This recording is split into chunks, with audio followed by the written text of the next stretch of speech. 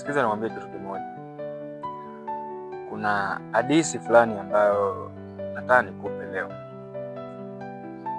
Siku moja mpanzi alikwenda kupanda katika shamba lake, na alipomaliza kupanda akaondoka. Usiku wa hiyo siku ambayo alikuwa ameshapanda, mtu akaja kwenye shamba lake usiku na kupanda magugu.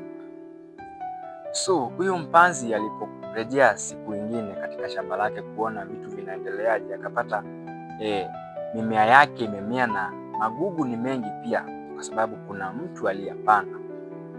Kwa hivyo akawa anajiuliza, itakuwaje magugu yamejaa katika shamba langu? Yaani nitafanyaje?